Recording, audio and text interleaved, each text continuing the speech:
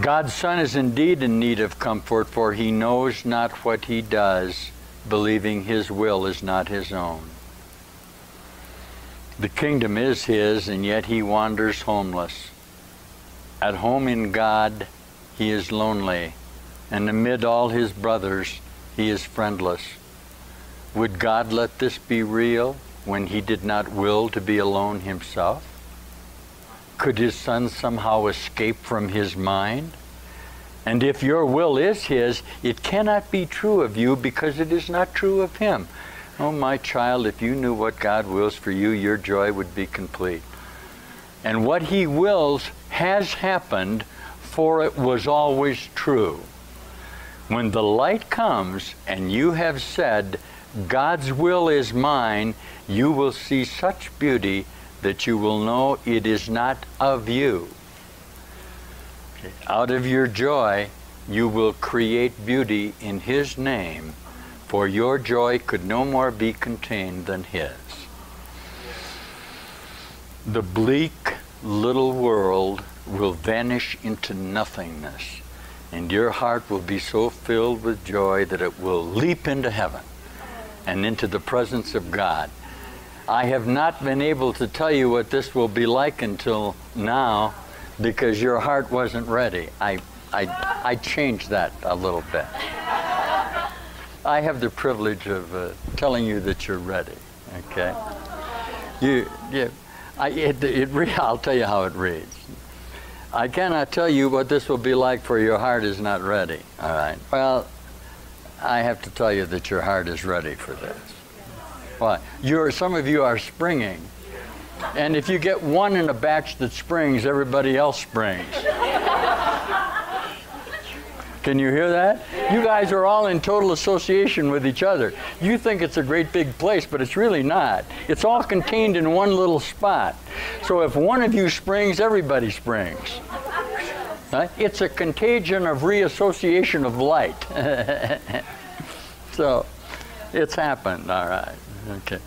So I can tell you what it will be like because you're experiencing it and your heart is ready. And I will tell you, and I remind you often, that what God has willed for himself, he has to will for you, and what he wills for you is yours. Because he wills for himself is what you are, because you are God creating. Lovely. Now, the way's not hard, but it has been very different for you, and may still be a little different. Okay? Why? Yours has been the way of pain, which God doesn't know anything about. That way is very hard indeed, and it's very lonely. And fear and grief are your guests, and they go with you and abide with you on the way. That's not to say you're not going to get it that way. It didn't say that. It said that you have chosen that way to go by your own definition of yourself. Do you notice that? Everybody has to get this, because any way they have is their way until they change their mind about how they want to do it. Then it'll change. Okay. That way has been hard indeed for you and very lonely, and fear and grief are your guests, and they go with you, and they abide with you on the way.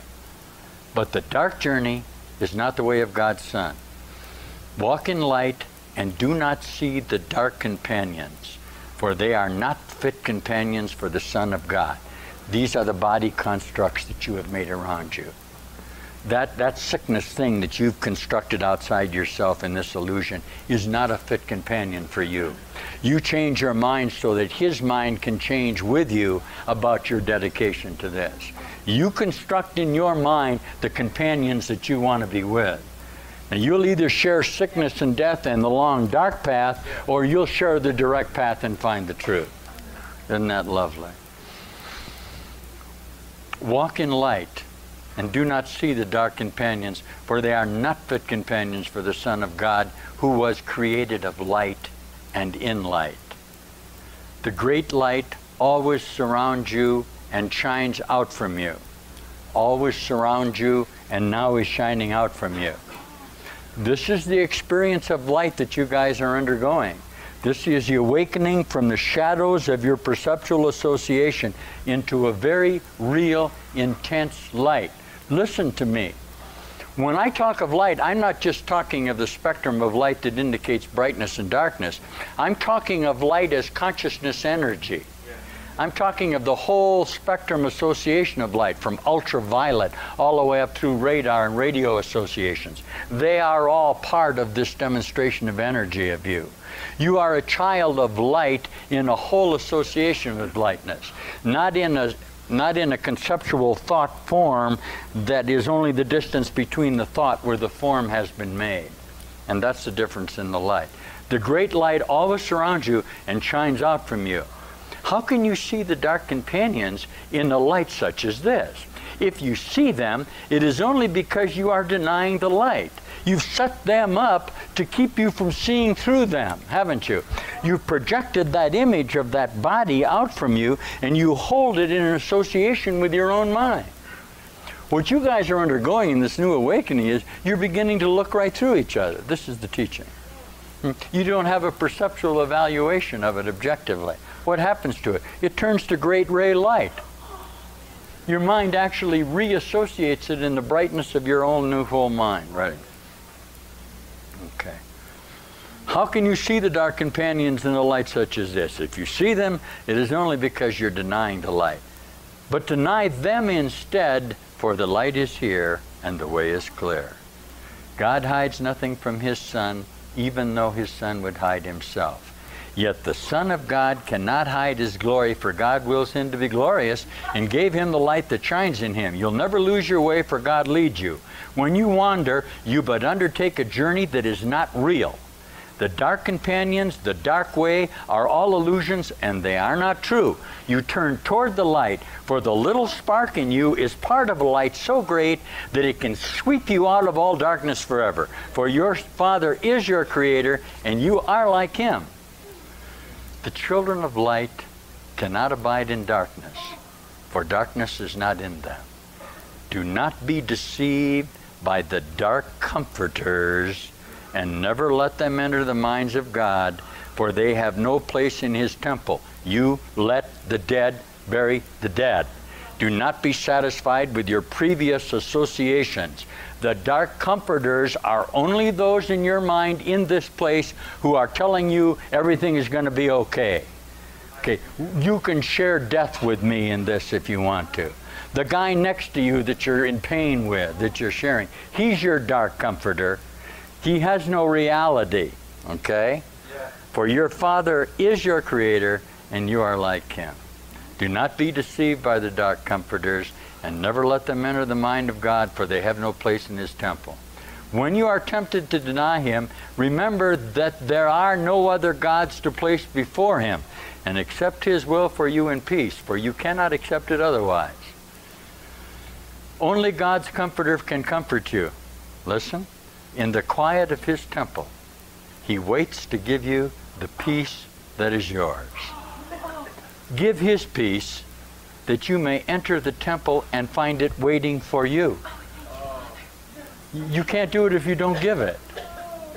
You can't draw from the warehouse until you know you are the warehouse.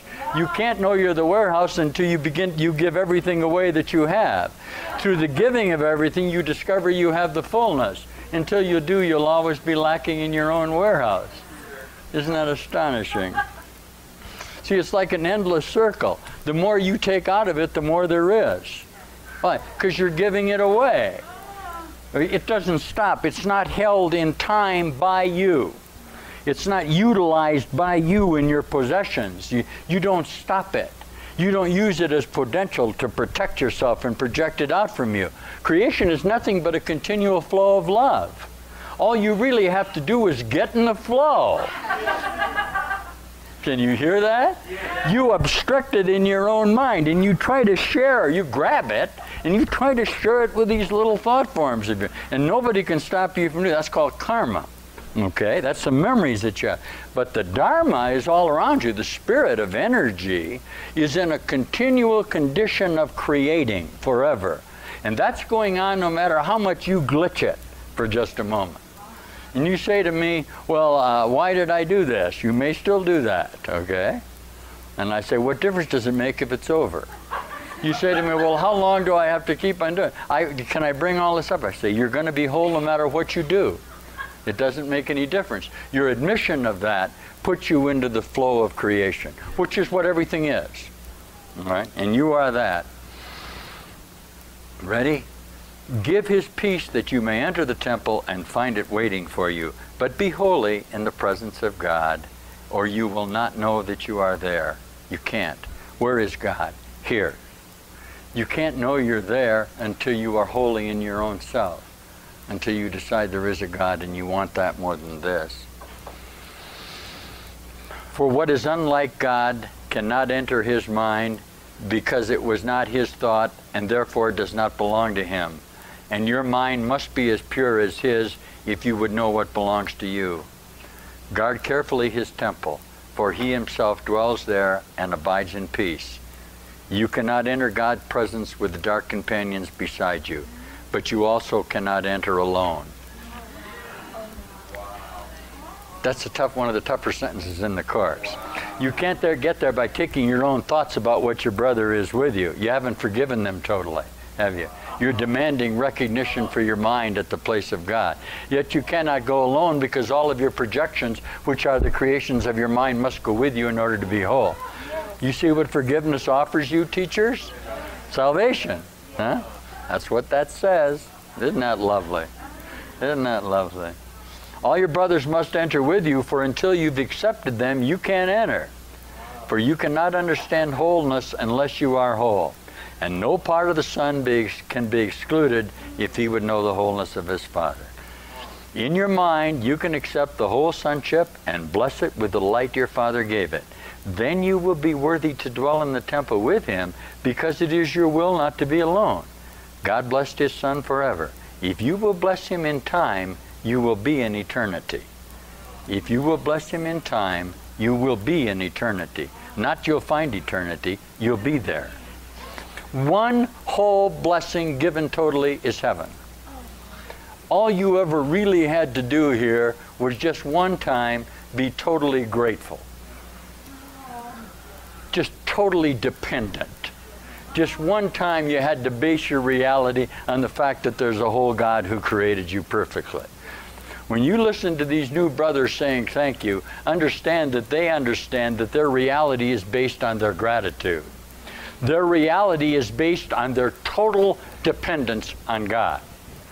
Their freedom of mind is based on their dependence on God, not on themselves, which can only bind them to their own associations with themselves. Do you see? You bind yourself by your determination to be guilty in your own associations. Don't do it anymore. Never forget. I'm not going to keep on going. This is lovely. Then comes the dynamics of the ego. Ready? I start to do what's going to be in the next page.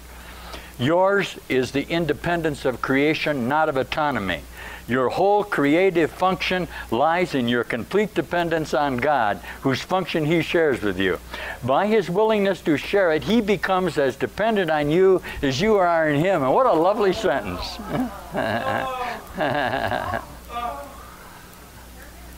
That's what Meister Eckhart said, didn't he? 1299, standing up in a sermon in Germany. He said, God's dependent on you as you are on him. What's a father without a son? What's a son who tries to make himself? Huh? Nothing. See? It's our total dependence that gives us the freedom. It's our autonomy or separation that condemns us to death. As you caught me reading the course. I'll read a couple more things. He is dependent on you as you are on him. Do not ascribe the ego's arrogance to him who wills not to be independent of you. He needs you. He's totally dependent on you. Please forgive God.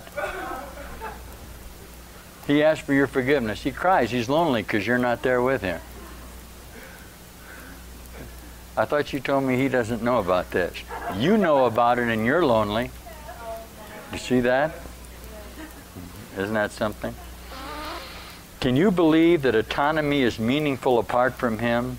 The belief in ego autonomy is costing you the knowledge of your dependence on God, in which your freedom lies.